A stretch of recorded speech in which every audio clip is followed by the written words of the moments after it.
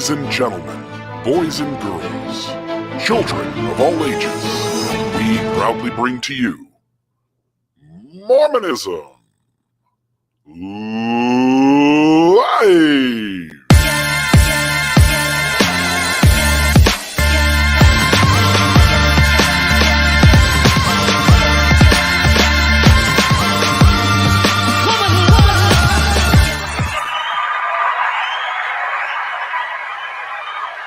There it is. Radio Free Mormon. How are you this fine, exceptional Wednesday at 6:20 p.m.? I am fantastic. Thank you so much for asking, Bill Vreel. I hope you don't mind me just wearing a T-shirt. It's a little bit hot up here in the Pacific Northwest. I've broken the rules and not worn a button-down shirt or a dress jacket. You've certainly dressed up much more dapper than I have on more occasions, so yeah. I'm perfectly okay with a T-shirt. As hot as it is here in southern Utah, I might get nude before this show's over. Okay, so we have something to look forward to. Well, it'll hurt the ratings. Or help. I don't know. We'll see. So anything on your mind before we jump in? Anything on my mind? Well, yeah, there's one story I want to tell you because today is July 7th, 2021. And every year, yes, thank you for that confirmation, Bill Vreel. And every year when this day rolls around, I think about this day back in 1977. And on this day, it's 44 years ago to this very day, I was at the Auburn School of Dance and Music. I was taking some summer classes. Believe me, I needed them. I'm 17 years old. I have all of 1 year of tap under my belt. So I definitely needed to get cracking and taking some summer classes. I was taking a jazz class. Anyway, my very much beloved teacher, Mr. Smith, comes into the studio and he says, well, guess what today is? Well, what? It's July 7th. 1977. And he says, I say, yeah. He says, well, 7777. Says this day will not occur for another 100 years. And as simple a little thing as that is and was, it stuck with me so that this date never goes by without me remembering it. Now we get a chance to share it with the audience. And Mr. Smith, bless him, passed away a couple years ago. And so just want to say, I think of him a lot. I miss him and I love him. Hope you can hear this somewhere. Look at that. You know, we all have people in our life who are deeply influential. I think that would be a fun podcast if you and I spent a show talking about the folks who have had impact on us during our lives outside of Mormonism. You know, I've had teachers that have had incredible impact on me, folks that invested in me and put some effort into helping me be a better person. And it might be a fun show to do at some point. That's a great idea. Well, that was my main story I wanted to start off with. By the way, Excommunication update is that Taylor Drake, you'll remember we had him on the show a couple weeks ago. We talked about his book. Taylor Drake. Yeah, Joseph Smith. Nice. Yeah, Joseph in the Gap. Yeah. And not the store in the mall. He wasn't there buying jeans. It was a different Gap. He was buying the little teenage jeans, teenager jeans for some cuties that he had on the side. But seriously, folks. Lee jeans. Taylor's probably watching this. I'm sorry, Taylor. Anyway, I did want to report that I spoke with him after the proceedings. Yes, he did get excommunicated at the proceeding 1 week ago tonight. He was unable to convince his state president of the error of his state president's ways, and then he was shown the door. Ooh, no bueno. No bueno. I think again that the church is seeming to come down on everyone who wants to point people to the messiness. And then the church also, as we'll maybe get to tonight, is in certain ways trying to kind of reformulate the theology to be softer. And that's happening in several ways. There was some other post on Facebook, I can't remember what it was exactly off the top of my head, but it was pointing to how we are walking away from much of our theology, those pieces and points that kind of get people stuck a little bit. So let's jump into this. So I wanted to start off, and by the way, somebody just asked about how people can donate. I think if you're watching this on YouTube, and maybe in the comments, you guys can confirm you're seeing this, but just to the right on your screen, I pointed to the left, but that's actually my left. To the right of the screen, you'll see that in the super chat, there is a donate thing at the very top of the chat. There's also a donate box below the chat. You can donate there. Otherwise, you can go to mormonismlive.org and donate there as well. I wanted to talk about a couple different things tonight, and I'll put up on the screen here an image. Let's see. So, by the way, that comment I actually posted that comment about please remind me where I can donate. You're Anna Usueda? Okay, no, not really. I'm kidding. I didn't put it up there. But I should have. If I'd been thinking, I would have put that up there. Yeah, Thank you, Anna. Anna, yes, please, by all means, throw a few bucks in the cookie jar. Let's. You see there on the screen, RFM, how the Mormon Church beat Bill Gates in a battle over farmland. This is up in your neck of the woods. I know that guy. He lives just down the road from me. Same neighborhood, right? Gated community. Yeah, he lives in the poorer section. I can only imagine. So, did you? Is this anywhere close to you? Well, yeah, absolutely. I mean, I couldn't throw a rock and hit it, but it's pretty close. It's closer to me than it is to you. How's that? Yeah, closer. Yeah, we can't give away where the bunker's located. Also, notice behind me, I'm back in the cargo storage unit again tonight. But so what do you think's going on here? And there's another article too here I'll put up. Residence Inn by the Marriott Maui Wale. I don't know if I'm saying that right. Sells for $148 million to the Mormon Church affiliate. What do you make of this beautiful one and true living church upon the earth that seems really concerned with accumulating property and business assets? Well, I'll tell you, I looked up the Salt Lake Tribune article on this. I think it was from June 24th. So I could get a few more details about it because I'd heard about it kind of in the background, but hadn't really paid much attention. But apparently for the farmland, and this is over in Eastern Washington, by the way, if that makes any difference to any of you out there. There's Eastern Washington and there's Western Washington, and never the twain shall meet. But this is Eastern Washington. And the church, through one of its subsidiary companies, offered $209 million to a ranch.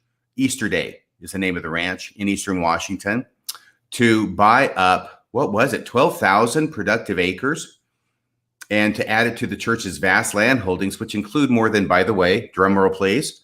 Wait, hold on. Oh, that's it. That's the only drum roll. That's it. It sounds like you dropped something. That wasn't a very good one. Okay. Well, while you're looking for that, I'll continue. The church's vast land holdings, which include more than 600,000 acres in Florida, which is about 2% of the Sunshine State's overall land mass. So the church owns 2% of Florida. It's I don't know what percentage of Washington it's going to own once this sale goes through, but it is amazing. It's amazing to me. And then the another company subsidiary of the church bought this 200-room Residence Inn by Marriott on Maui for nearly $100 million. And by the way, this isn't the first Marriott motel that the church has purchased. Another church-affiliated property manager also owns the Laie Courtyard by Marriott near the Faith's Polynesian Cultural Center. So they actually already have a motel, and now they're buying a second one. I can't help but notice that the motels seem to be Marriott. So I don't know if there's, any beneficial negotiations going on between the parties, since Marriott is a Mormon. You could consider his tithing paid in full, my friend. Absolutely. Especially if he's selling it for under the market value. Yeah. But I don't know that. I'm just commenting that it's interesting that they're both Marriott hotels that are being purchased by the church in Hawaii. Which was originally started by Brother Marriott. Oh, yeah. Member of the LDS Church. The Washington land, there's a big deal about some really serious water rights that are part of that deal. The church, I don't know exactly the details, but the church, the big part of this cattle ranch is the water rights that belong to that land. That was a big deal. And then on this Residence Inn by Marriott, I had a source reach out to me a couple of days ago, and I was telling you this morning. This hotel has a bar and a liquor license. The church right now is in the midst of trying to own that liquor license, but put the liquor license like a couple of layers away from being discovered that it actually owns the liquor license. But it is a bar inside the hotel. They have a liquor license. It's quite, I don't want to say popular, but there's certainly people there in decent numbers on a regular basis having a stiff cold martini or whatever it is. I don't know how drinks work. I drink a little, but not enough to know what everything is. Martini's the one with the olive on top, right? Yes. Okay. It's actually inside, I think, but Yeah, in I the drink. knew a guy. Right. So this whole idea of the Marriott in Hawaii, this idea of the liquor license, the church obviously wants to stay away from the appearance of evil, and it really doesn't care about the song "Do What Is Right, Let the Consequence Follow." Not to be confused with Countenance, which we'll get to later, but consequence. And the church is obviously going to own that liquor license, but it doesn't really want its name on that paperwork. So it'll have a person or an entity a layer or two away that owns that and operates that. It is interesting, right? Here's this religion, and you and I went to church every week, and we just thought the brethren were concerned about saving souls. And the reality is, man, this thing is accumulating wealth like nobody else. Better than, it's accumulating wealth faster than anybody. It owns more land in the U.S. besides the U.S. government. It's the largest religious landholder, I think, with the exception of maybe the Catholic Church in terms of money or investments. But it's insane the amount of wealth that Mormonism has put together in a couple hundred years. Yeah, absolutely. It is. It's amazing. By the way, on that bar thing, I think the same person had messaged me about this intel. I don't know if it's true. I can't vouch for it. It sounds like something that the church might try and do. But the bottom line is this, like I messaged this person back, is I don't care whose name the church puts it in. If there's a bar in a hotel that's owned by the church is responsible for that bar and what goes on in it, because they have the power to not have a bar there. Right. They could just not have a bar. You're right. And they will and do. And hence they'll be serving booze. Hence, don't worry about doing what is right and let the consequence follow. Yeah, we'll see if pornography is still offered in the pay-per-view in the individual rooms. You know damn well it will be. Well, I don't know that. Well, come on. This is the Mormon church, Bill. Do you know how much money is in that stuff? No, I don't really. Well, a lot. Okay, there's a lot. There's a lot of stuff going on. Yeah, porn is a big deal in Utah. I don't know if you've noticed the statistics there. But this is Hawaii. Yeah, I know. But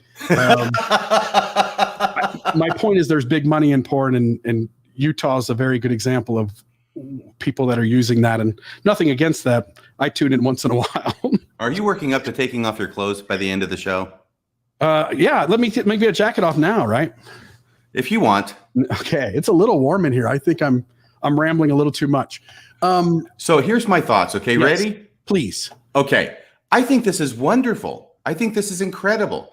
The church is doing an incredible job of amassing wealth and investments, and they are doing a great job. You know, my dad used to tell a story about this guy walking down the street, and he passes a Baptist church, and right next to the Baptist church is a Jewish synagogue. And he's walking by the Baptist church, and there's a sign in the window, and it says, "Jesus saves." And he keeps walking. He looks at the synagogue. There's a sign in the synagogue window. It says, "Moses invests." Yeah.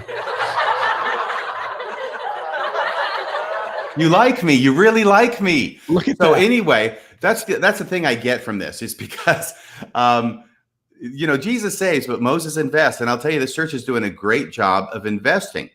I think that it's a great idea if your goal and your job is to invest for the future on behalf of, I don't know, like your contributors, the people who actually give you the money to invest for them, and you're paying them a percentage back on their investment. I think that it becomes a big question, though, as to whether it's a good idea if you're supposed to be the only true and living church of Jesus Christ upon the face of the earth, and your goal should be taking care of the needy. I think that's where it becomes a big question. They used to say they were saving for a rainy day. Remember when it got leaked, the existence of the EPA account and over $100 billion in it? They used to say they were saving for a rainy day, but that excuse kind of went up in smoke with the whole worldwide pandemic thing. Yeah, things were a little rough there for a little while. The markets kind of crashed. People were out of work and having to stay home, and they didn't sell their stocks, right? They didn't put the money, in the bishops at the local level's hands and tell them to go help people.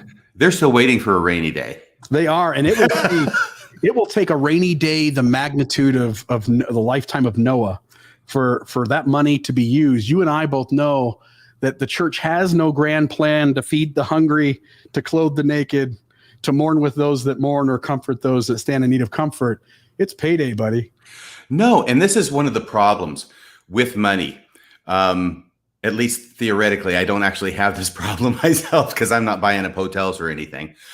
But is that when you start pursuing money, then money and its accumulation can become its own pursuit. And that's why I think so many things in the New Testament talk about this. If it's okay with you, I was just going to comment on a few, because actually some of these scriptures, when you put them in the context of what the church is doing with all this amassing and hoarding of wealth. And I say hoarding because that's what they're doing with it. They're hoarding it. They're not giving it out to people who need it.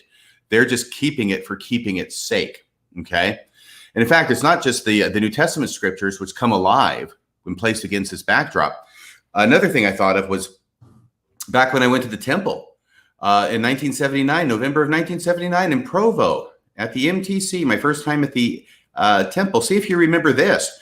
When there's a little conversation going on between Elohim and Lucifer, and Elohim says, I will place enmity between thee and the seed of the woman.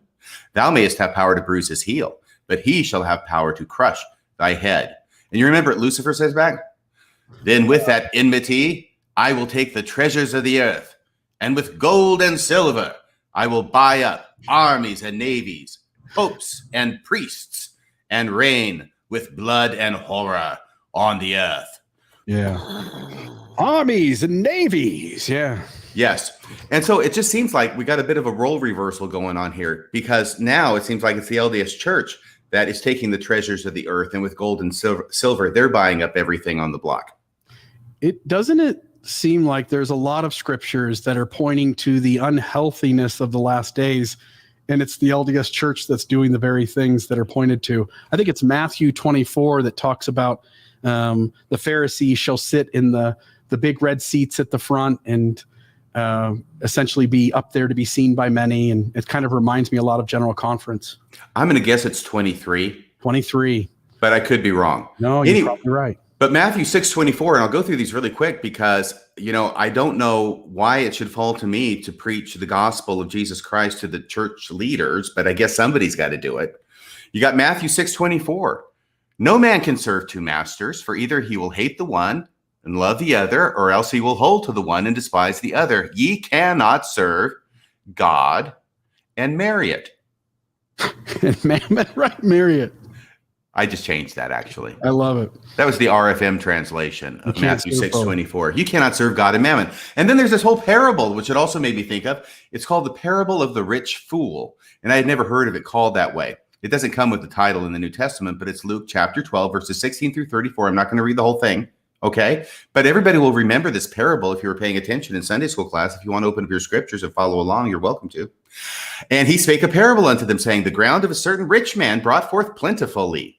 And he thought within himself, saying, what shall I do? Because I have no room where to bestow my fruits. See, he's not thinking about helping out other people. It's the hoarding complex. And he said, this will I do. I will pull down my barns and build greater barns.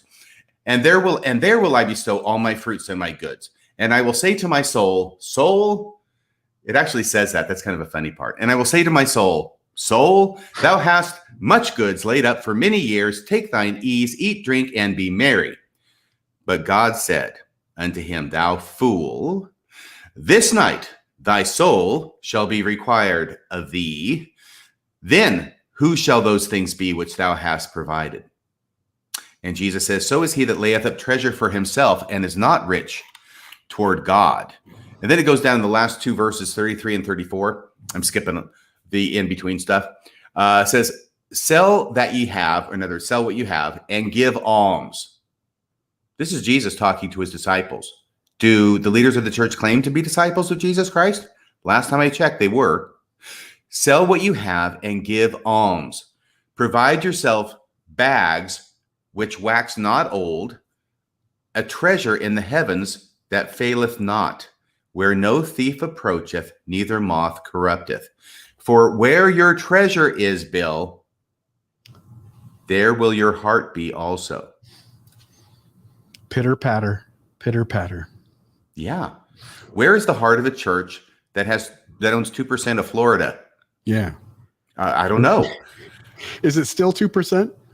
I think so. If anything, it's only increased. I was going to say, I thought it was 2.2 or 2.3 by now. Can I bring up 1 Timothy 6? Please.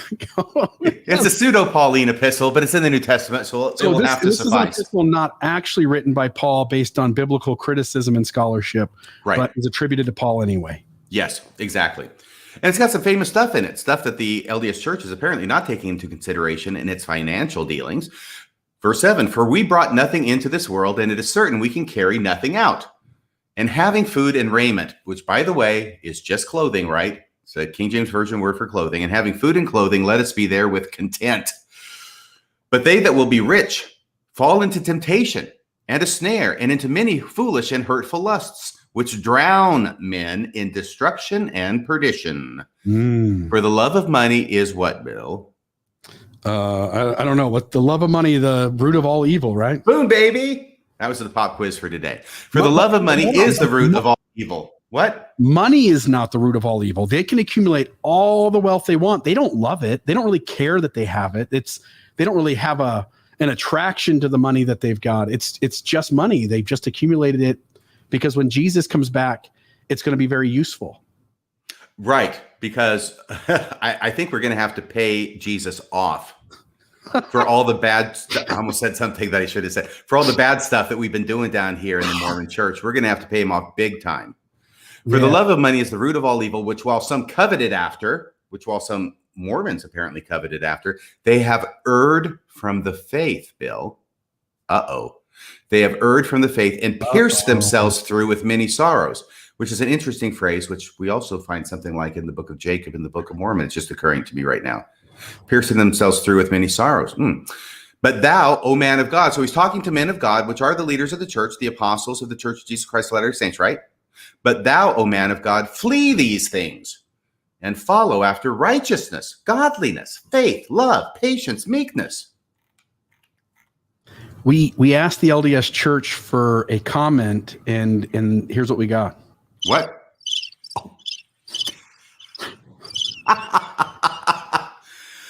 Oh my gosh. Well, anyway, sorry. That was me preaching. I think it's good because you're right. There's a ton of scriptures that point to this idea that we should be taking whatever we have and helping somebody and not just saving it for a massive global flood type rainy day. It's got to be insane the amount of money they've got, the kind of good they could do. And rather than spend any of it, they just keep accumulating. Every day, it is millions of dollars more than they had the day before. Well, this is why dragons in the Western tradition are considered to be so corrupt. It's because all they do is amass wealth and burn villages and hamlets from time to time. Yeah. But they just amass all this gold and silver and treasure, and all they do is sit on it and guard it. Damn dragons. Yeah. Yeah. Sound familiar? Well, yeah, it does. So let's turn to the next thing, which is my good friend, Brad Wilcox. Tell us about Brad. Well, I'd love to share a little bit about him. So first, let me put this up.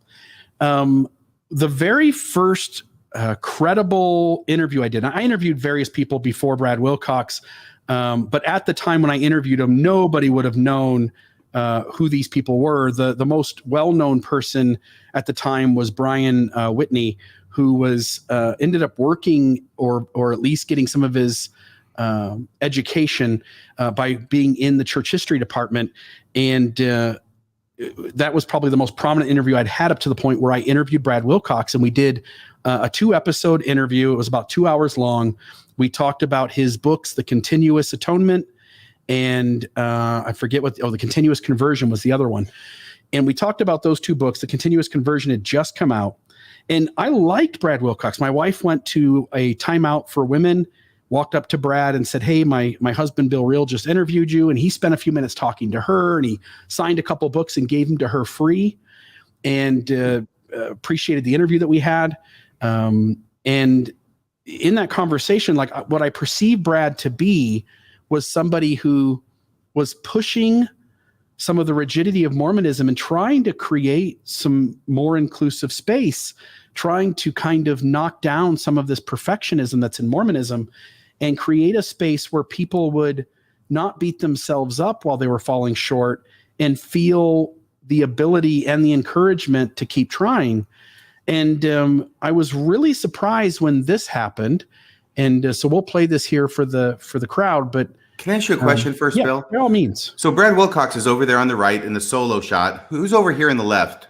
Well, I'm going to assume I didn't pay close enough attention to this fireside to know, but I think it's got to be a stake president of the stake. And I don't know if this is his kid or another young man in the Aaronic priesthood, but this is a youth event. This is an event meant for the young people of the church. And as you'll see by this question, it's a young person who's asking it. It's Brad's answer that really disturbs me. And I think you're right about these people on the left. It was either that or some guy performing a ventriloquist act. Which one? The kid is doing the talking, or is it the stake president? The stake president, at some point, he actually takes a drink of water while the kid talks. Oh, there you go. It's working the other way. Sorry, I had to get my line in there. Go ahead. I like it. All right, so we'll play this for the audience. Everybody's probably seen this at this point. I was a little frustrated by this, and I ended up actually writing Brad Wilcox a personal email since I still had his contact information from back when I did the interview. But here it is. And the sound's a little bad in places, but applicable for old and young. Our first question is from Jacob Cullen from the Anik branch. Have you got any tips or any advice for people that are struggling with their testimony, especially in times like these? So just a note, because it was a little hard to hear it. The kid is asking, Brad, what do you suggest? What are your thoughts on those of us who are essentially struggling with our testimony? And so here is Brad's answer. Yeah, Jacob, I'm grateful that you gave that question. What about those who are struggling with testimony at times like these? I think that's when we have to remember that we're not alone. Because of COVID, we feel alone. We feel isolated. But there are lots of people in this lifeboat called the Church of Jesus Christ. And the very fact that I am speaking to you from Utah right now shows that we are united. And this is a worldwide, global network of support and friends.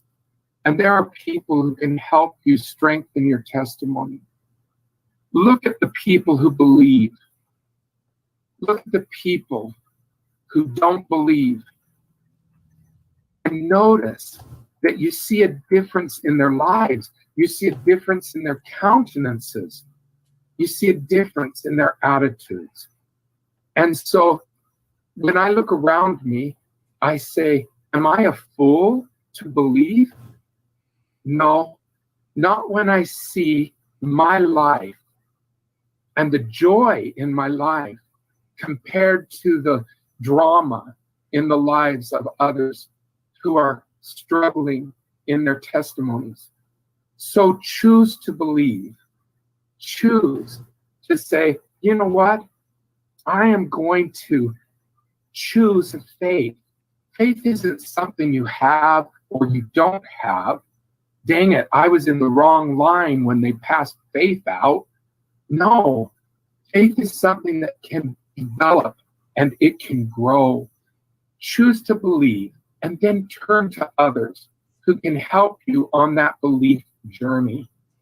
Turn to others. You are part of a network of friends that extends internationally. Turn to others via internet or in person and say, I need help. How did you gain and strengthen your testimony? How can you help me? Turn to the Book of Mormon. This becomes proof positive that we can hold in our hands. Gosh, we can't go back to 1820 and hide behind a tree and see if Joseph Smith really had a vision or not. We can't do that, but we can read the Book of Mormon. And if this book is legit, then Joseph was legit. And if this book is legit, then Jesus is legit.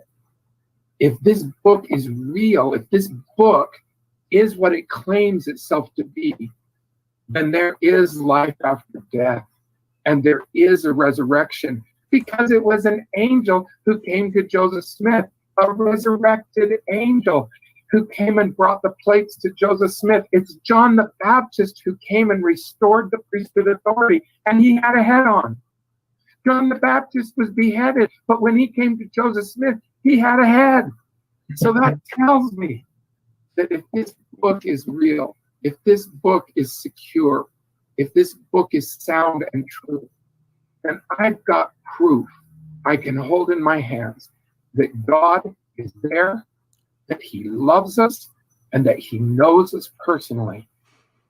And that is something that can help me when I am struggling with my testimony. So cling to the network of friends, cling to the Book of Mormon, and remember, you are not alone. Now, I could have just played the little bit that I think we'll spend the most time talking about, but I wanted people to have his answer in context so that nobody accused us of putting it out of place. I was a little frustrated with the whole countenance thing. I'm no longer in the church, and I've already had, we had Kwaku. I don't know if you saw that clip where Kwaku says Bill Reel's not happy. I can tell. No, you didn't see he this. Said that about you? There was an interview that Kwaku did on some other thing, and they were talking about your and I's conversation with him, and they played a little bit of our interview, and somebody asked about Bill Reel, and somebody goes, that Bill Reel guy, Kwaku goes, that Bill Reel guy, I can tell he's not happy. You can just tell. And I'm telling you right now, RFM, you visited me. You came down to Southern Utah, you hung out with my friends, we had a little party, get together. Do I look like an unhappy guy? I don't think so. You seem to be very, very happy and well-adjusted. But on the other hand, we all know that apostates lie. Right. Apostates are liars. I could line up my 100 closest friends, and you could say, hey, how many times have you seen Bill Reel grumpy or in a bad mood? And I think they'd all say never. I tend to just every day get up on the right side of the bed. It's this idea that you and I, when we leave the church, we become angry and sad. And as Brother Wilcox says, we've got more drama in our life. And here's what I think happens. People inside the church see folks like me spend my 15 minutes a day on Facebook putting a post or two out. And they see me attacking Mormonism, and they perceive a tone in my giving the facts or my making a joke or my laying out an argument. And that 15 minutes of whatever I do on Facebook, they perceive that guy's upset, he's angry, he's hurt, his life's amiss. And the reality is they have no clue what my life looks like. They have no clue what your life looks like. They have no clue what the people watching this program right now, what their lives are like. The folks who listen to the audio podcast as it goes out tomorrow, they've got no idea what those people's lives are like. And I did a survey in the Southern Utah ex-Mormon group on Facebook. And in the survey, I asked them, I said, would you guys answer these questions? Are you happier now than when you were in the church? And I gave them the choice of as happy, less happy, or happier.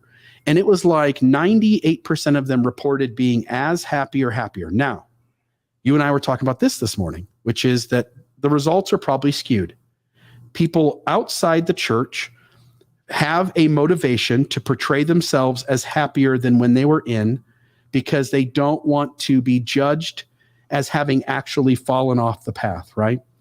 But that also, the other side of the coin is also true in that when members are asked how happy they are, you can see all the peer pressure and motivation for them to pretend that their life is better than what it is, because they are emissaries for the Church of Jesus Christ of Latter-day Saints. And by them putting on a smile, in a white shirt, in a tie, they allow their neighbors to see them as happy. They go into the church building, and all the other ward members get to perceive them as happy. Meanwhile, we're all inside our own heads going like, man, my marriage sucked this week, and my kids aren't listening, and my job's not going well, but I've got my white shirt and tie on, and I'm smiling, so nobody knows. And we don't ever talk about that kind of stuff in church. Nobody gives their real life. We're all kind of pretending in that space. And so I think the answers may be skewed on both sides. And I think Mormons tend to see things like tattoos or a cup of coffee or bad language as the kinds of indicators of whether someone is really happy or not, or whether they're broken, lost, fallen, the chaff or the tares among the wheat, and all the other labels that we have in Mormonism. And I think, if I can just be blunt, I think this bullshit has to stop. I think when people leave, I think many of them, if not most of them, are as happy and or happier. And I think life is life. Life gives us up and downs. People in the church and out of the church get cancer. People in the church or out of the church lose a parent or a child. Life happens. But I guess I want to get, turn it over to you and let you share your thoughts. It just feels inappropriate to tell someone else's story and to tell anyone that those other people over there who don't live life the way you do, that you can trust me, they're miserable. Right. Well, I think this all goes back to this essential doctrine, might be too strong a word for it, but it's a pervasive teaching in the LDS Church, that if you follow the tenets of Mormonism, you will be happy. And in fact, you will know true joy, not this fake happiness that other people outside the church has. As we used to say in Japan, that fake happiness is ichiji tek. Let me try again. Ichiji teku na mitase na, what's that? I had this down before. Ichiji teki manzoku shika mitasanai mono desu. Thank you. Thank you. That's what it was. A momentary pleasure that has no lasting value. Okay. For my Japanese listeners out there, I apologize. But that's the deal. And I remember being back in the 70s and listening to Paul H. Dunn give a talk in General Conference where he said, we as Mormons, if we're living our religion, we have no reason to be unhappy. In fact, we should bounce through life, was his expression. And therefore, we understand that if we are happy, it's an outward sign of our righteousness. We are being faithful because we're happy, and we're happy because we're being faithful. Therefore, we can fool everybody just by being happy, as well as trying to get non-members to join the church. We're also demonstrating to our member friends that we are actually being faithful Mormons because we're happy. And that's why we put on this face. We have this competition to be happy, like you talked about. And I think what Elder Brad Wilcox is talking about here is the idea that this happiness, this glow, this countenance is the outward manifestation of the inward righteousness of the person who has that countenance. And then you get into this, it's always a competition at church, right? Nobody really wants to let down the shield, take off the mask, and be real with each other. You always have to be happy. And now this competition at church is now forming teams in the church team and the post-Mormon team. And now it's a competition as to who can be the happiest. And I hope that that doesn't go on much further, because it seems to me kind of a pointless exercise. It's kind of a continuation of what we were doing in church after church. And you got Mormons saying, no, we're happier than you post-Mormons, and post-Mormons saying, no, you're not. I'm happier than you. And to me, it seems all kind of pointless, because I think we all have happy times and not so happy times. And I will guarantee you that every Mormon who appears happy is not happy. And I can tell you that because frequently I was one of them. Yeah. And I think countenances can be deceiving. A good friend of ours, John DeLynn, sent us a little TikTok earlier, right? Yes. And so let's put that up on the screen. And John, thank you very much for sending that. Let's play a little bit here. I think countenances can be deceiving. Let's see if I can somehow make this a little bigger. That's not going to work too well, but we'll make it work here. So, all right. Look at the people who believe. Look at the people who don't believe. And notice that you see a difference in their lives. You see a difference in their countenances. Have you received his image in your countenance? Does the light of Christ shine in your eyes? Will he know you when he comes again? Because you will be like him. When he sees you, will the Father know his child? That is fantastic. What a great job. By the way, in playing that, I feel like we need, just for legal reasons, to put alleged child murderers in front of Chad Daybell and Lori Swallow. Okay. Let's just say that. I don't, again, the TikTok's the TikTok, but that's allegedly. Yeah. So don't come after us for the lawsuit. Go to John DeLynn. Allegedly. Right. Go after John DeLynn. Can I tell you a funny story about Countenances? By all means. Okay. Because back in 1983, yeah, I think it was 83. Anyway, because this was a big deal. I mean, it's not like Brad Wilcox is the first guy to talk about this. We always heard about this, people walking along the street. No, I think that's a Mormon because he's got this countenance, it just glows and it just sort of stands out. You could actually read a book by their face. And but I'm at an audition for a musical. There's a Zilker summer musical down in Austin, Texas. It's the spring of 83? Whatever it is. It doesn't make any difference. But I don't know a lot of people there. I know a few people there, but a lot of them are strangers. We're done with the audition. I'm kind of up on the stage. I'm toweling off. I've got my T-shirt on, my black jazz pants, my jazz shoes. Oh, you should have seen me then. Anyway, so I'm just minding my own business, toweling off, and some guy I don't know comes walking up to me. So he's on the floor. I'm on the stage, so he's down a little bit from me. But he comes up to me. He doesn't say hi. He doesn't say, "Who are you?" He doesn't introduce himself. He just says, "Are you a Mormon?" And I went, "Oh my God, it's the countenance." It's the countenance. Yes, I'm glowing. This guy can tell. Yeah. And I'm going to have a great story to tell at next Fast and Testimony meeting. And so I said to him, "Well, yes, I am. How did you know?" And he says to me, "Because they're the only people I know who wear T-shirts under T-shirts."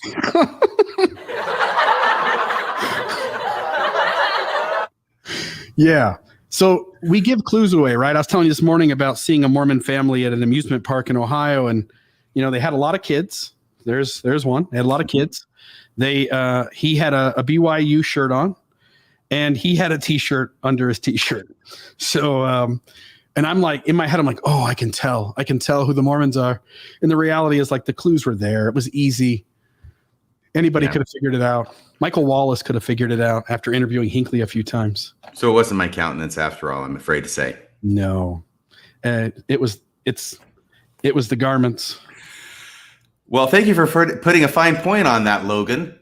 Yeah, that's what it was. Yes, that's what it was, because I was observant. I was TBM, and I don't care if I'm going to get all sweaty at an audition. I'm going to be faithful, and I'm going to wear what I'm supposed to be wearing.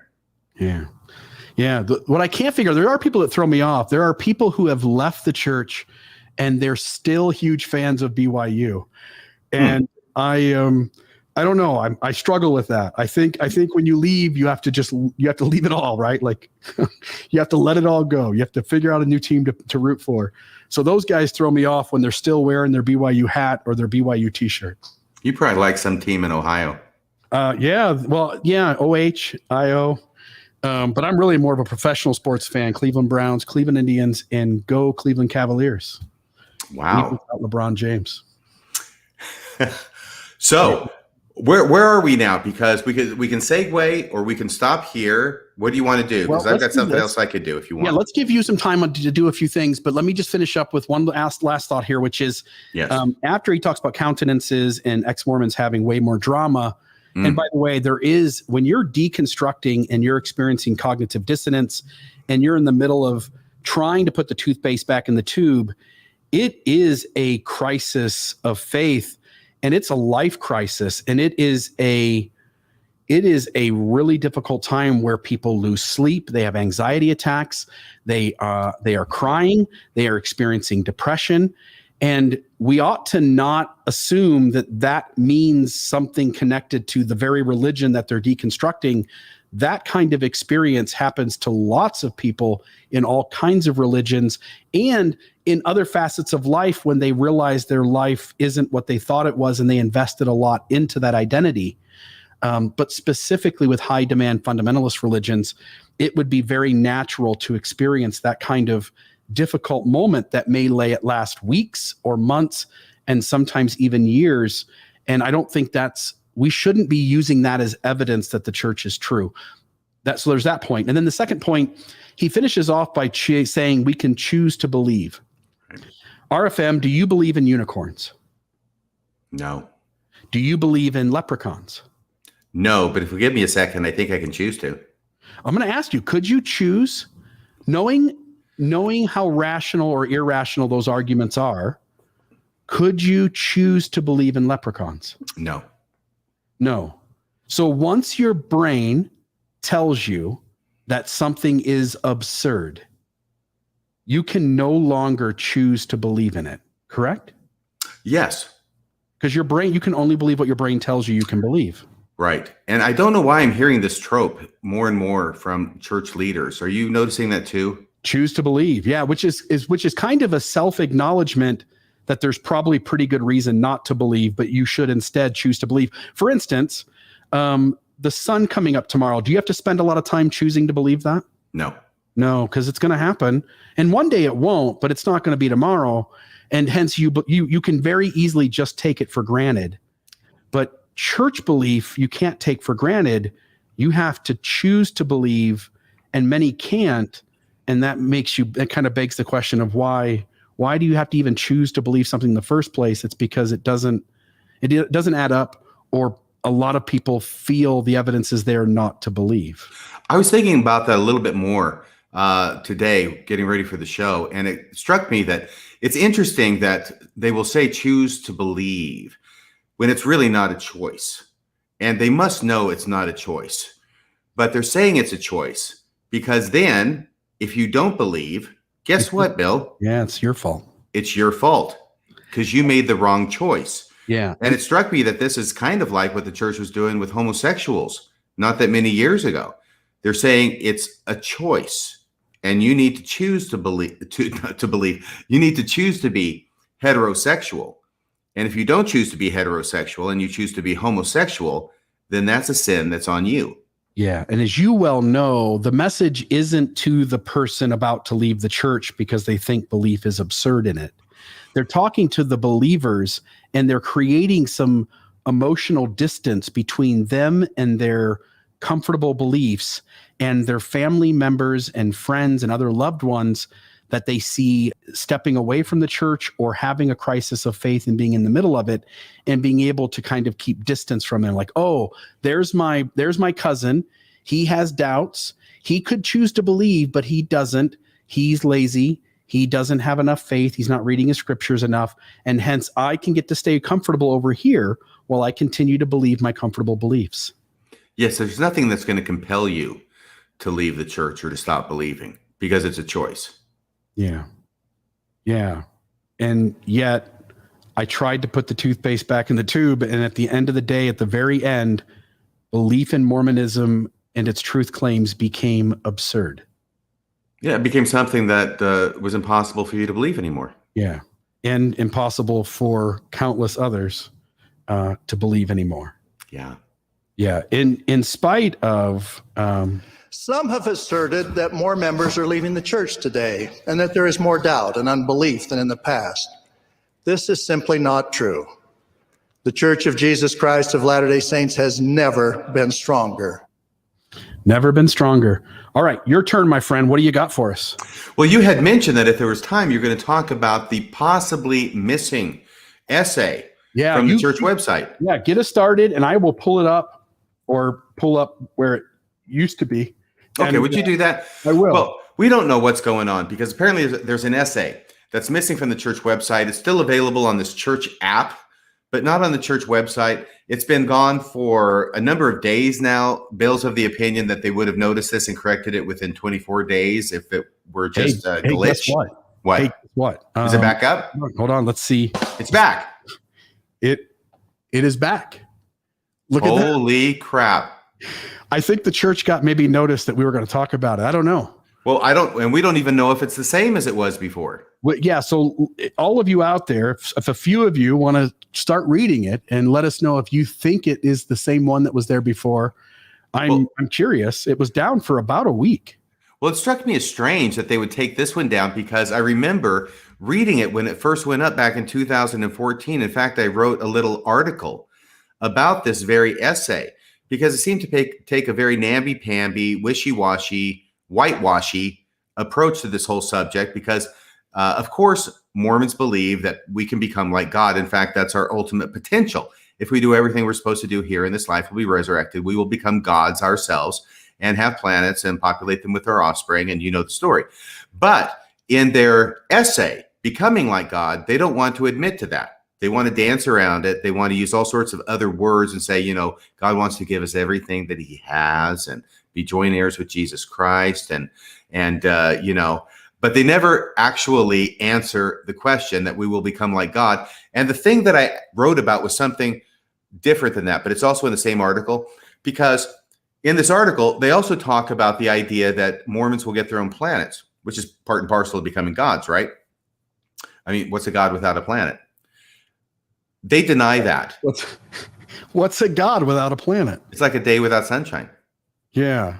So they deny that in here. And that's what really struck me when I first read this in 2014. And that's what I wrote this article about. And is it okay if I perform this for you? By all means. We'll have a great audio clip, which we can do here too. So it's called Lying for the Lord, ? Here we go. Drum roll, please. Hold on. Ready? It's a really cheesy one.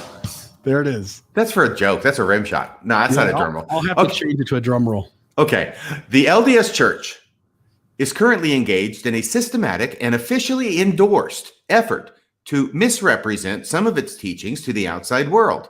It's a pretty good opening paragraph. This is not a new phenomenon. As far back as the Nauvoo period, Joseph Smith publicly and repeatedly denied he was advocating polygamy while simultaneously marrying upwards of 30 women. But attempting a similar feat in the age of the internet is a dicey proposition. The next section is titled, Mormons Don't Get Their Own Planet. I am referring to a recently released essay on the LDS Church's official website titled Becoming Like God. While the essay should be commended for affirming that divine parentage includes a heavenly mother, such an admission cannot make up for the technicolor prevarication in a different paragraph where it is claimed that, quote, few Latter-day Saints would identify with caricatures of having their own planet, unquote. As an active member, I'm sorry, what? No, I went, like that. Interesting. Oh, okay, thank you. Keep going. As long as you don't play the cricket sound. As an active member of the LDS Church for over 35 years at the time of this writing in 2014, this is news to me. Caricature is a comic exaggeration. I am surprised to discover at this late date that the teaching I have personally heard and read on numerous occasions that faithful Latter-day Saints will eventually have their own planet is a comic exaggeration. It is not an exaggeration at all, comic or otherwise. It is a fact, plain and simple. The church first ventured into this field of revisionist theology about a year ago when it published Answers to Frequently Asked Questions. This is found on the official LDS website in the newsroom section, and this is still there, I understand, which the webpage banner proclaims is the official resource for news media, opinion leaders, and the public. One of the questions that is apparently frequently asked is, do Latter-day Saints believe that they will get their own planet? The answer given to this by the church is simple and straightforward, if somewhat unexpected. The answer is no. And then they go on. This idea is not taught in Latter-day Saint scripture, nor is it a doctrine of the church. This misunderstanding stems from speculative comments, unreflective of scriptural doctrine. Period. End of quote. Just to make sure I wasn't losing my mind, I ran a test case by asking my adult daughter this frequently asked question on the church website. I played it completely fair, and I asked her the same question in the same words. Do Latter-day Saints believe that they will get their own planet? Without hesitation, she answered, yes.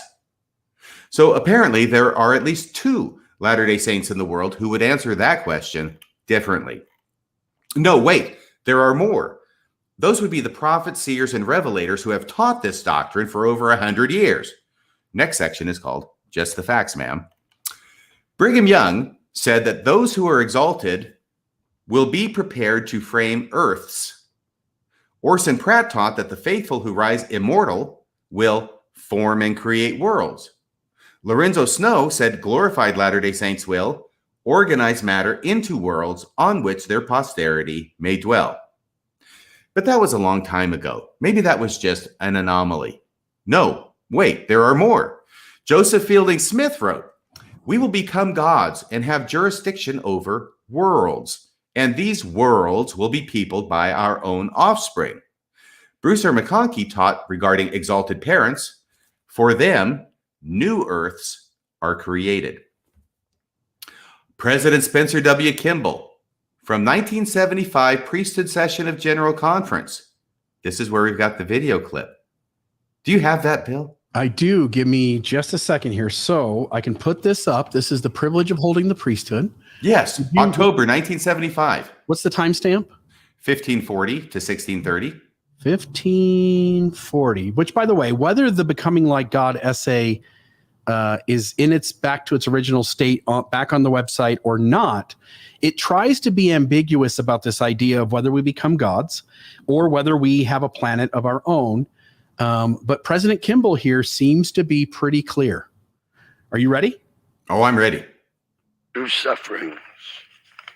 Brethren, 225,000 of you here tonight. I suppose 225,000 of you may become gods. He kind of takes he used his language a certain way there to really be serious with everyone. You can become gods. Like, he is trying to let these guys know that's in their potential, right? Yes. There seems to be plenty of space out there in the universe, and the Lord has proved that he knows how to do it. I think he could make, or have us help make, probably, worlds for all of us. What does that mean, worlds for all of us? Well, we get our own planet. Huh. Every one of us, 225,000. Just think of the possibilities. There you go. Potential. And the potential. There you go. By the way, I have a couple things to say about this. This is the church that I was baptized into. This is what made it exciting to be a Mormon back then. When we didn't hide, run, were ashamed of, embarrassed by, and try and prevaricate about what it is that we actually believe. So anyway, I have a soft spot in my heart for President Kimball. It's great to see him again. Now, I will also tell you one other thing I noticed, and then we'll get on with this performance, right, of my essay, which is I was looking this up, and back in 75, recently we went from 5 sessions of General Conference to 4, and President Nelson got rid of the Saturday evening session. Gone. Boom. I was shocked to find out that in 1975, do you know how many sessions of General Conference there were? I think I told you this morning, I was guessing like 8, 7, something like that. Yeah. And you didn't guess 8 because you got it wrong. And the right answer is 8, but that's okay. I knew that you knew the right answer because we talked about it. I was shocked.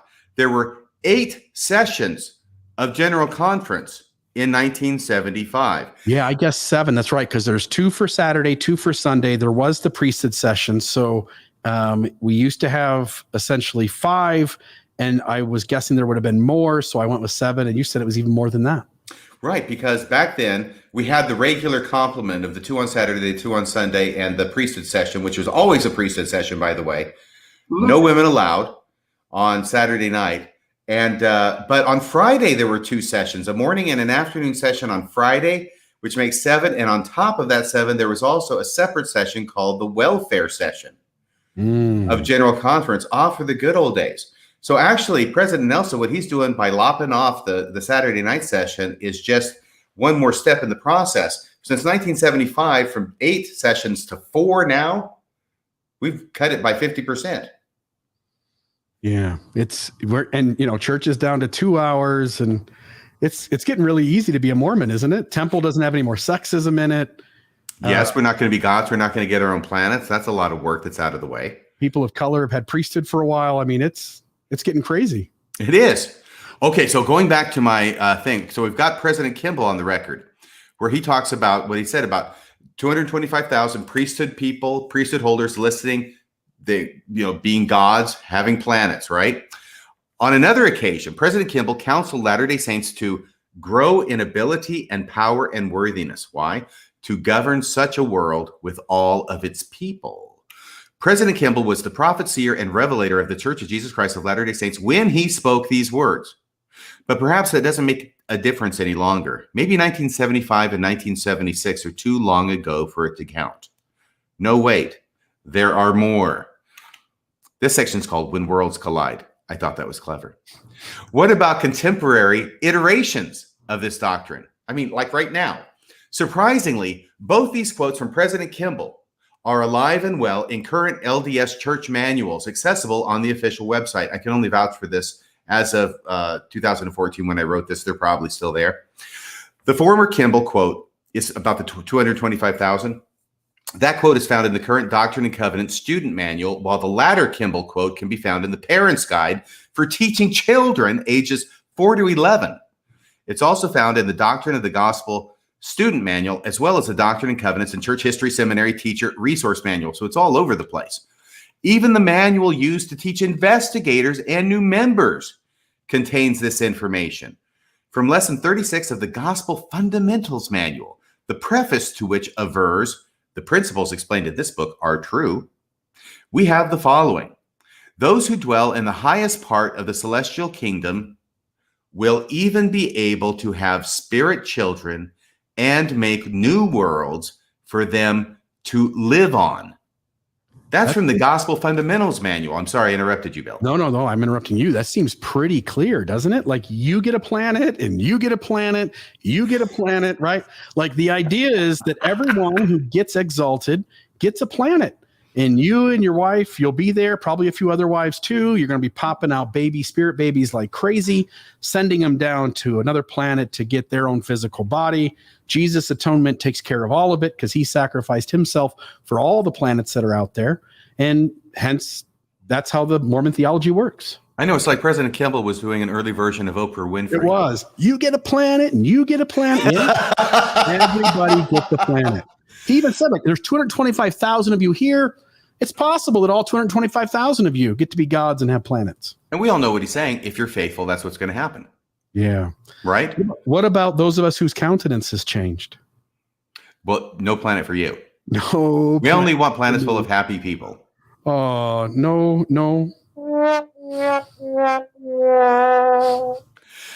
Now, hold on there, Baba Louie. I continue in my essay. Are you saying the church is telling the outside world that Mormons won't get their own planet, but telling the inside world of Mormons that they will get their own planet? And that, go ahead. Sorry, you're reading. You're asking. No, you go ahead. No, go ahead. No, I love it when you interject. No, go ahead. I thought you were asking, so I thought I had to answer. Oh, no. Well, these are questions that they're sort of rhetorical. But if you want to answer, please do. And that the church, and that the church has both statements at the same time on its own official website. Like I said, playing fast and loose with the truth in the internet age is a dicey proposition. Lesser minds would call it lying. But is calling this pattern of deception lying too strong? Not if we use the definition advanced by the church in chapter 26 of its Gospel Fundamentals Manual. Quote, when we say things that are not true, we are lying. When we tell only part of the truth, we are lying. When we lead people to believe something that is not true, we are not being honest. Period. End of quote. There's things about me you wouldn't understand, Dottie. Things you couldn't understand. Things you shouldn't understand. Why lie? It therefore seems beyond question that the church is intentionally lying about this issue. I do not believe for one second that the anonymous scholars responsible for the offending paragraph in the Becoming Like God essay are unaware of the true state of things, nor are those who also under official church sanction and approval published the dissembling answer to the frequently asked question of whether Latter-day Saints believe they will get their own planet. They know what's going on. They know the lay of the land. But this begs the question of why lie about this in the first place. The most obvious explanation is that the church is embarrassed by its belief that the resurrected righteous will create and rule over planets in the eternities, and therefore wishes to publicly deny it. That the church is desirous of appearing more in the mainstream of contemporary Christianity. The next section is the law of unintended consequences. I'm getting toward the end here. Hopefully this is entertaining. I'm having a great time. I don't know about you. But by the way, Jared, our good fan Jared, who's constantly coming from the believer perspective, said he was not aware that there was any place that the church taught that we would get our own planet, which you just laid out in multiple places. The church taught that we would get our own planet.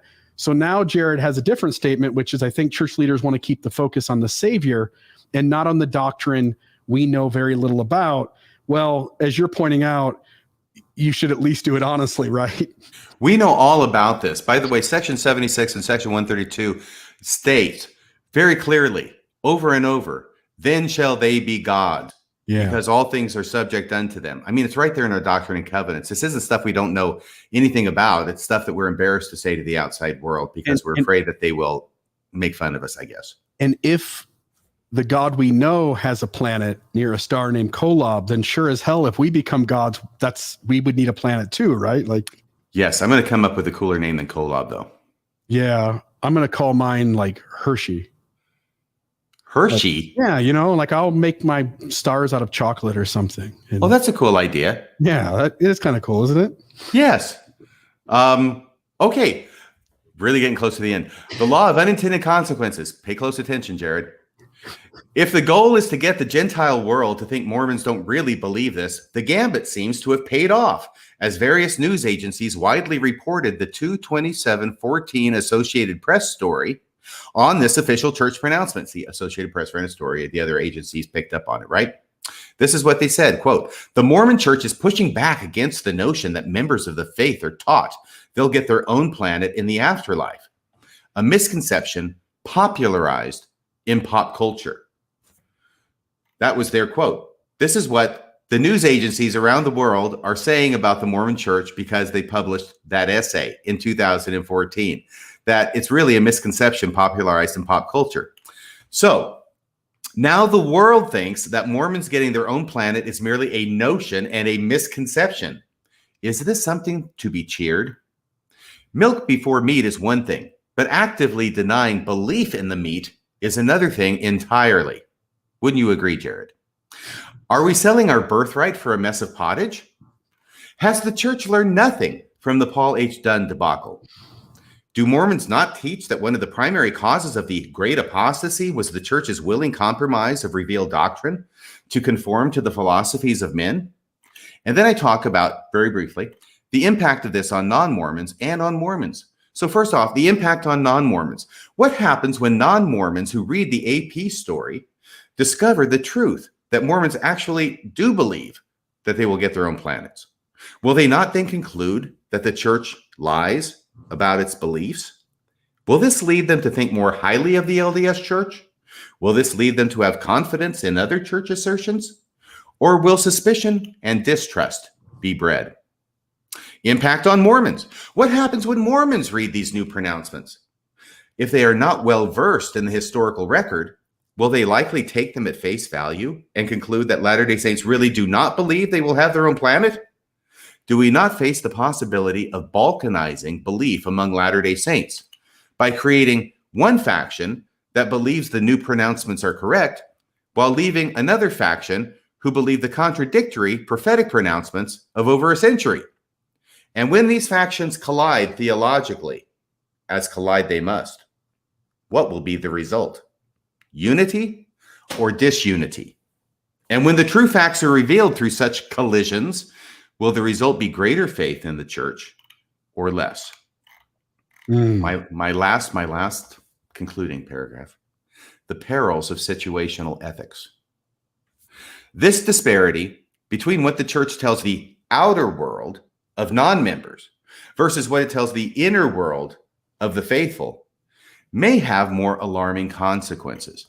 Not only does the church create an outer inner or outside inside theology, it also creates an outer inner morality.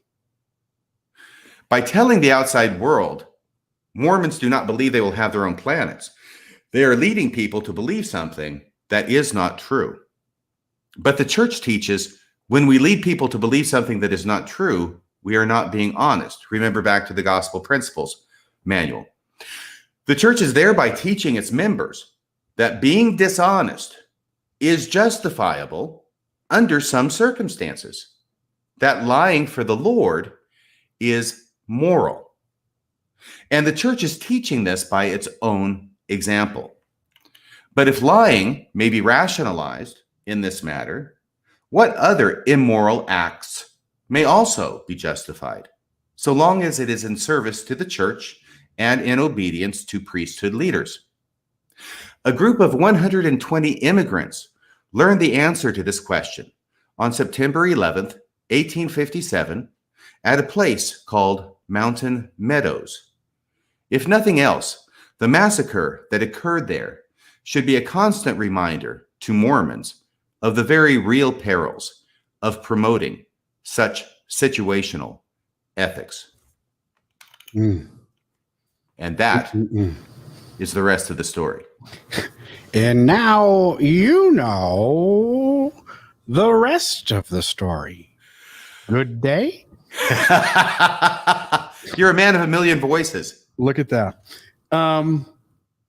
As you point out in that write-up that you just read, very clearly and succinctly, the church is constantly moving the goalpost with its own members, with people outside the church, and it really doesn't want to own all of its history. It's always trying to deflect and obfuscate, distance itself away from the criticisms that are legitimate based in its own historical record. And here we are again, where the church goes, man, the planet thing,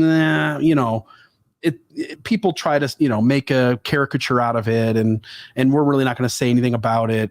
And do we become gods? Well, but throughout Mormonism, this has been, as you pointed out, this was the Mormonism I grew up with too. When I joined the church at 17 years old, this was the theology that was given to me, that, and it was part of what I got excited about, was that if I busted my rear end here, I got to have an entire planet someday, have spirit sex with lots of, women, right? I got multiple wives, because that's going to come back when people are righteous again. There's all this room in Mormon theology for those of us who have this understanding of what's going on there to have a planet someday, to essentially populate a world, and to send our children down and let them get bodies, and to watch the plan of salvation take place for them too. We got all excited, RFM, and now they're taking it away. I know, it's almost a colorless version of the Mormonism that I joined. And, Mormonism 40 years ago had its own problems, okay? But there were scriptorians that walked the earth, and people who proclaimed what Mormonism believed without qualifications or hemming and hawing. And there is a strength to that and a power to that, regardless of what the belief is, and regardless of whether somebody disagrees with that belief. There's a power to proclaiming your beliefs boldly, nobly, independent, that people respect. And what people don't respect is if you are so embarrassed by your beliefs that you don't even want to own it publicly. Yeah, Jared's to the point now where he says, I have been on 5 missions for the church. I have never heard missionaries teaching this concept to contacts. RFM, there's a lot of stuff that missionaries don't teach to investigators that is deeply ingrained in Mormonism, and things that we have taught in the past that people should very well know before they jump into the waters of baptism. I don't think what the missionaries teach is a very good gauge for what's in Mormonism. I was baptized on June 22nd, 1978. I took the missionary discussions in about 10 days. And what happened that very month, right before I started taking the lessons, was that a revelation was received by President Spencer W. Kimball that blacks could finally have the priesthood. Guess what the missionaries didn't teach me about either? You had no clue that people of color could not have the priesthood and go to the temple. None. Because the missionaries didn't teach you that. Why do you think they didn't teach you that? Well, A, because it wasn't in the memorized discussions, which they are told to teach. And second, because that's on a need-to-know basis, and apparently investigators don't need to know. That reminds me of President Packer, right? What's true is not always useful.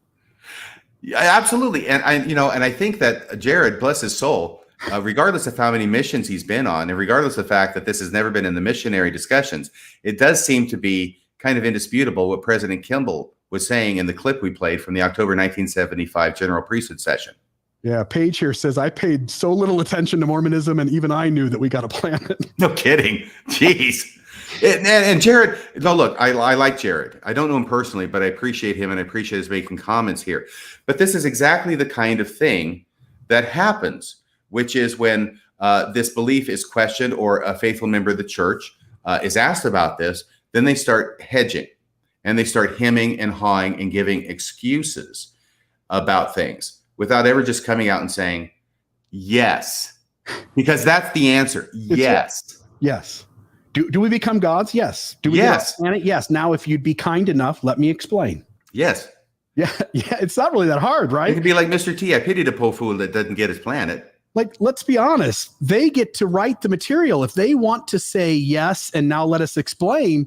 Yes. There's plenty of room to do it, don't they? They never even get down to a yes after they're done explaining. Yeah. Here's the becoming like God. Here's the becoming like God essay. Let's see if I can. How do Latter-day Saints envision exaltation? Well, we know how they envision it. They become gods and goddesses, and they get busy and have spirit children, and then they populate the worlds they just created.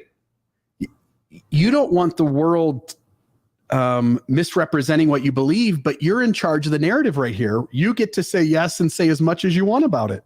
Yes. It's their website. They can put things up and take them down when they want. Oh, my goodness. What's the conclusion? The conclusion is where it should say yes. What does the conclusion say, Bill? Yeah. It reminds me of the Book of Abraham essay when they give multiple answers. And I asked a science teacher who was a believer in the church, I said, you read the essay on the Book of Abraham. I said, how many answers do they give? He goes, I think they give 4 solutions to the problem. I said, what does that say to you? He goes, when you give 4 solutions to a problem, it means you don't have a solution. That's right. He doesn't want to answer the question. That's the point. Right. The conclusion is all human beings are children of loving heavenly parents and possess seeds of divinity within them. In his infinite love, God invites his children to cultivate their eternal potential by the grace of God through the atonement of the Lord Jesus Christ. What is that eternal potential, LDS Church? It's becoming gods. Come on. Why don't you just say it? The doctrine of humans' eternal potential to become like their heavenly Father is central to the gospel of Jesus. What? What is Heavenly Father? What is it? He's a God, isn't he? Yeah. We can become like him. Okay. All right. Got Yes. It's central to the gospel of Jesus Christ and inspires love, hope, and gratitude in the hearts of faithful Latter-day Saints. Geez, that's a lot of words. Why don't they just say yes? I feel like it wouldn't be that hard to both tell the truth about the past, to begin to make really healthy changes and own where those changes are coming from. Stop pretending that you're getting up in the middle of the night and your wife has to leave the room and you got to make notes, and just own that, like, hey, we're just trying to be better, and little by little, and we made a lot of mistakes in the past, and we really don't want to talk about being a god or having a planet anymore, even though that was taught in the past. You could say that. Yeah, and becoming gods is not taught in the missionary discussions either. There are certain things that are intentionally not taught to investigators so that they'll join the freaking church, right? Yeah. Because somebody somewhere made a decision that if we spill the beans too early, people might not get baptized as readily as they will be otherwise.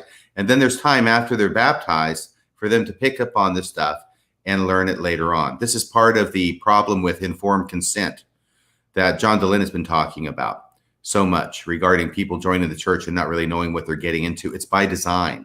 It's to get them to join so that then they've made a commitment. And then later on, when they find out about it, it's weird, but I'm in. I mean, I did that. I'm sure you did that too. Did you already know that? Because I think you read some anti-Mormon literature before you joined the church. Is that right?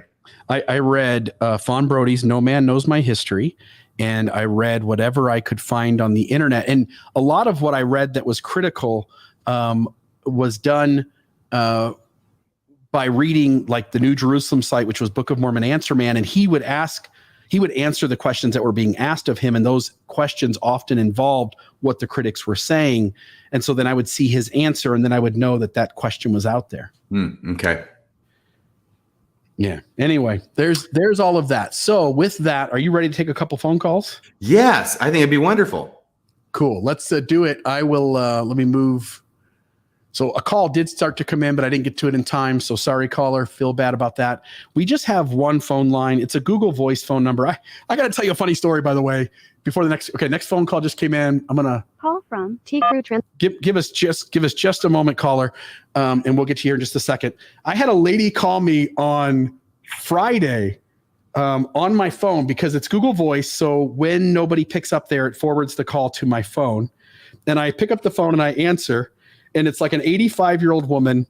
And she says, is this the radio program?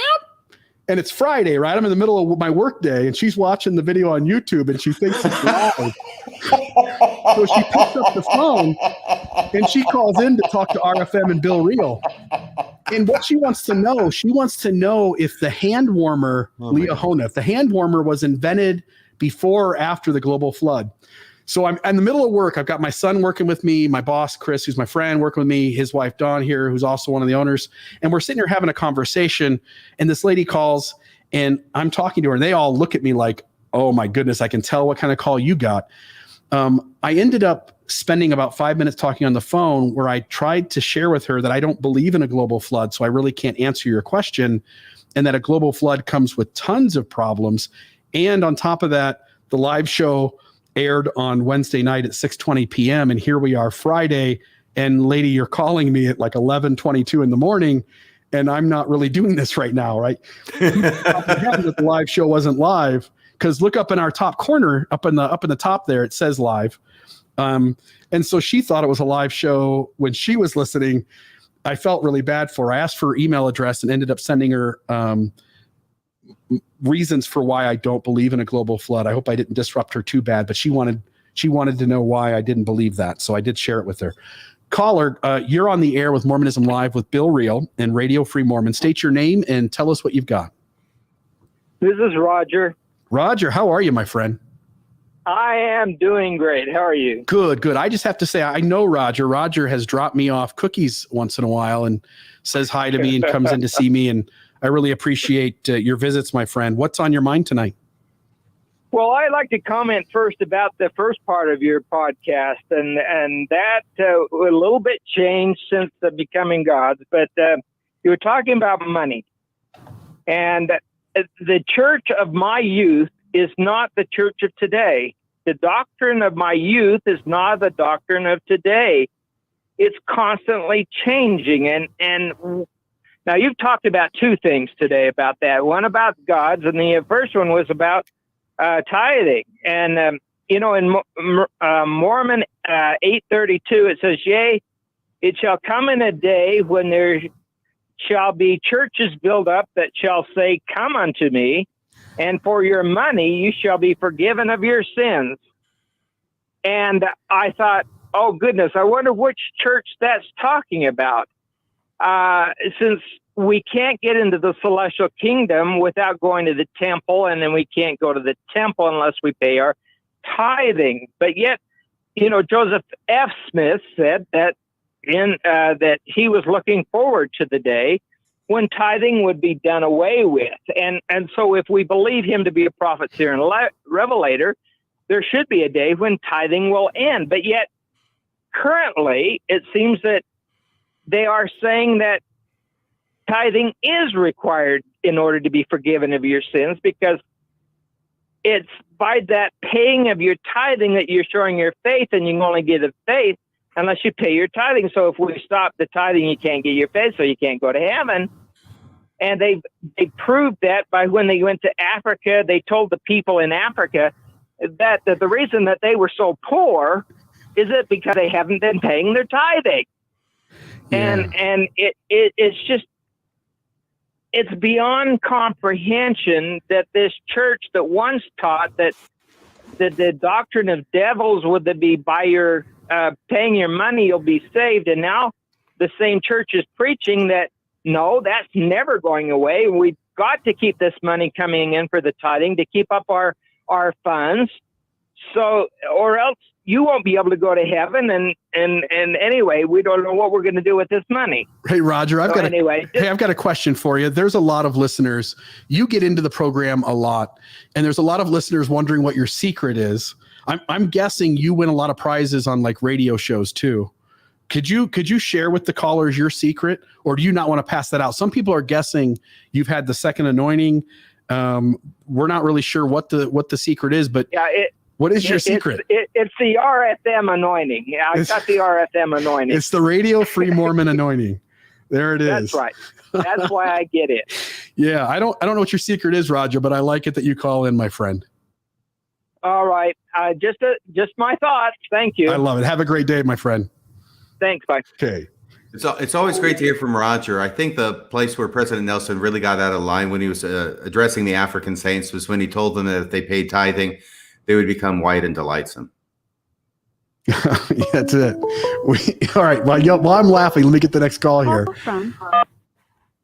Caller, you are on the air with Radio Free Mormon and Bill Reel on Mormonism Live. State your name and tell us what you'd like to say tonight. Yeah, my name's LL. LL. And, I'll let you figure out what that means. And his last name is Bean? President Nelson. Okay, go ahead, my friend. Okay, so I can't believe I got through, first of all. I haven't had my second anointing like Roger has, so I'm thrilled. But my question is this. Well, actually not a question, but it's kind of coming back to the earlier discussion about the whole economics of the church. I do have a theory, and I want you to look into this, Bill. And the theory is this. After the church got caught, in air quotes here, with the $100 billion slush fund they had, what do you think all of a sudden they started doing with that money that made the church members feel better about that money? Let me make sure before I hang up with you. You're asking what could they do with that money that would make us all feel better about it, them having it? No. What did they start doing? All of a sudden, you had these announcements of I'll just tell you, of these temples being built everywhere. I mean, next door to each other. So it would be interesting to see if Bill, this is for you, to see how many temples have been made or built since they announced that. Yeah, I know in recent years, they've announced way more than they've even broke ground for. Some of these temples have been announced in places that won't even be built. If I remember right, they got in some trouble announcing a temple in China when China hadn't given the okay on them building it.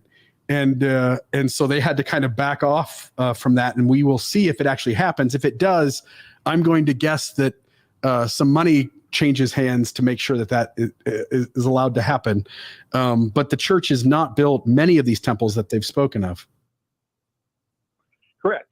But since that 100 billion, and I see some contrary comments there, but since they announced or they were caught with that $100 billion, I'm seeing a lot more temples being built in just the most odd places where you wouldn't think they would need a temple. So my theory is, hey, now look, we're using this $100 billion to build temples, and that's right up front. They tell everybody that. On the backside, oh yeah, we also bought this $100 million hotel in Hawaii, but you have to go 3 steps back to try to find out where or how we acquired that. Yeah. But as you and I both know, the money is growing exponentially faster than the amount of money being spent on temples. Absolutely. That was only my one comment there. But I'm so excited I got through. Thank you so much, guys. Thank you so much, LL. Have a great day. LL Bean, thank you for that phone call. I was surprised last General Conference to hear President Nelson announce a temple to be built in my backyard, Bill. Yeah, you could go back to church and get to the temple and get an endowment session done multiple times a week if you wanted. They're everywhere, but I'll tell you, the one place in the United States that they need to build a temple that they haven't announced yet is Derry, Maine. So Derry, Maine there's no temple. Is that like a town of 36 people? They need a temple there because there's a lot of bad stuff going down in Derry, especially in the sewers. Yeah. Is it Bill real? It is. Give me 1 second, caller. We'll introduce you in just a moment. We all float down here, Bill. Thank you. Yeah, no problem. There's a lot of places in the world there is no temple. And I'm curious if the church is, and I've said this before, if they are losing members at the rate I think they are, and I think while they're trying to say growth has plateaued, I think it's actually in the negative. It's only a matter of time because you're already seeing for tons of LDS chapels being for sale. I mean, as I watch Ex-Mormon Reddit over the course of a year, I'm seeing plenty of them. It's only a matter of time before we either have to just have empty temples, or we have to put for sale signs out front. Well, I'll tell you what, they can do it without advertising it. They'll just sell it to Marriott to make hotels out of it. Yeah, it's just a trade-off. He gets a temple, they get a hotel. Everybody wins. Everybody wins. Ryan, you are our third and final caller for the show tonight. Go ahead and let us know what's on your mind. You are on Mormonism Live with Bill Reel and Radio Free Mormon. Awesome. My main thing is I don't, this is obscure history, but I want to call attention to it because I think it's so fascinating, and I don't think anyone really knows about it or cares about it, I guess. But it's mainly Sidney Rigdon's version of Mormonism. The reason I think it's so fascinating is because if you go read a little bit of it, or at least the Wikipedia entries that I've read, is that they were not racist. They were anti-polygamy. And then when you click on their website, I think it's hilarious because Russell M. Nelson wasn't able to register the full domain. Like, they had the full thechurchofjesuschrist.org before Russell M. Nelson could switch it out from under Gordon B. Hinckley's feet and go from Mormon.org to, the full domain. So I just think it's super interesting. And the whole other branches, the Emma branch, they were anti-polygamy. And the Strangites, they're super weird because they have the plates of Vori. And then the Brighamites had polygamy and then monogamy, and they practiced polygamy secretly. But the Rigdonites / Bickertonites, I just think are super cool and interesting because they were not racist. They didn't, they flip-flopped, on some of the original history, but the fact that they weren't racist, they were anti-polygamy, and they have the real domain name, I just think it's hilarious. But awesome. I'll leave my comments and take them off the air. Thank you. Okay. The ites that broke off before Brigham Young and essentially avoided him seem to have a lot healthier theology, don't they? Funny that. It is funny. Hey, Bill. Thing. Bill, can I ask you a question? You can ask me anything. We're in episode 31, and I have noticed that our callers are overwhelmingly guys. Are there no women calling into the show? Yeah, I talked to somebody that's a woman who said she was going to call in tonight. I know it's tough getting to the trough, with only one phone line open. Are there no women out there who want to call? Yeah, I was looking at the data, I think last night or this morning. The viewers to this show are about 70% male. I expected a certain kind of age group, but by the age of about 30 to 65, it's pretty balanced. Like, all of our listeners equally fall into those age groups: 30 to 35, 35 to 40, 40 to 45. I didn't expect the older crowd to be listening in the same strength of numbers, and they are. So mostly male RFM. It's mostly men who tune into us, although I really would love to have women call in as well and to have more women viewers. Can we do an experiment right now? Sure. I'll need audience participation, so please pay attention. Would all the men please put your phones down? And if you're calling in, could you hang up? Yeah, don't do it. And could any women, just the women who want to call in, and I know there's at least one of you out there, and I'm looking at you. She called me on Tuesday or whatever. She called me on Friday. Oh, right. Yeah, don't call Bill on Friday. Well, Betty, if call you now. I want a woman caller on the show right now, and I can't do it without your help. Yeah, so okay, I've got Google Voice pulled up. Okay, and Bill, while we're waiting, we forgot to do the fist thing. We got to do the fist thing. Yeah, so we've got 435-200 fist. Also 3478. And so if Betty or Trudy wants to call, the show is live right now, Wednesday night, 6:20 p.m. Let's see what happens here. Okay, if we all are reverent, perhaps, and fold our arms and are very reverent, then and perhaps bow your head, and you don't need to say yes or anything. You can just bow your head. One of the sisters will come up to the podium to bear her testimony. Uh-oh, I got a call, RFM. Here we go. Hot dog. Okay. Call from. All right, caller. We're hoping that let me ask, what's the name? Wendy. Wendy, you are on the program Mormonism Live with Bill Reel and RFM. What is on your mind tonight, Wendy? Is this Wendy Nelson? Yes, it is. Oh my good, Wendy Nelson, please tell us. I want to know about your book, the Not Even Once Club. Would you tell us the magic behind that idea? Magic behind what idea? Oh, I thought you were Wendy Nelson, the wife of President Nelson. Oh. So I was. No, that's just a coincidence. Okay, gotcha, Wendy. I'm sorry that I was a little bit of a swami there. I was a predictor of future events. Wendy, go ahead and tell us what's on your mind tonight. Well, I just called in because my husband told me to. Gotcha. That's it. It does work. Are you enjoying the program? I love the program. We actually decided recently, like a few weeks ago, to start watching you live. And we're having a really good time listening. We love it. I love it too. That was going to be funny if you were going to play along and tell us make up some ideas behind the Not Even Once Club. Well, I'm sorry to disappoint, but That's okay. I don't think I would have enjoyed that conversation anyway if it was the real Wendy Nelson. Yeah, it would have been really weird, right? Yeah. Well, I appreciate it. Thank you for calling in and thank you for showing us that we do have some female presence out there. All right. Well, we are following you. We love you guys, so keep it up. Cool. Have a great day, Wendy. You too. Bye-bye. Yeah, I think the Not Even Once Club is a book that Wendy Nelson wrote describing her sex life before she got married to President Nelson, and also coincidentally after she got married to President Nelson. And yeah, I'm gonna leave other people out of it that may be connected to that relationship as well. There may be a third party. You probably can guess that, but I don't know anything more about that. So, Kim Hunter? Huh? Kim Hunter? No. I don't know who that is, but I'm thinking, she was in Planet of the Apes. I'm thinking like the Dew and yeah. I'm gonna. All right. With that, got you. You got me. Thank you. So Mormonism Live. I hope you guys had fun tonight, folks. There are still there's 369 people watching. You're gonna see right to the right of the screen, just to the right. No, the other way, RFM. Yep. Just over there where RFM and I are pointing, there's a donation button next to the chat. Would you send us $10? Send us $20. Just to say thank you for the time that we put into this. We appreciate each and every one of you and glad that you tune in, including our female presence out there and listeners. And including Jared.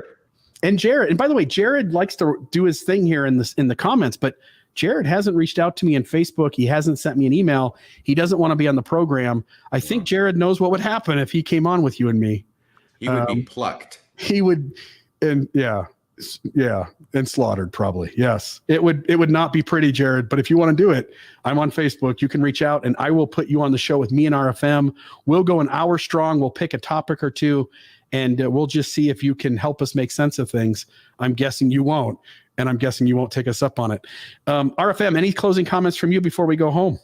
No, that is it. I had a great time and wonderful callers. This is episode 31. We're more than half a year into this bill, and I think we're just getting started. I think we are. And I think this is a way for us to entertain folks and talk about the depth and messiness of Mormonism for years to come. Folks, keep turning in. We appreciate you. And there is our biggest fan. We probably ought to give him just a brief moment. Mormonism Live. Better than touching your own little factory.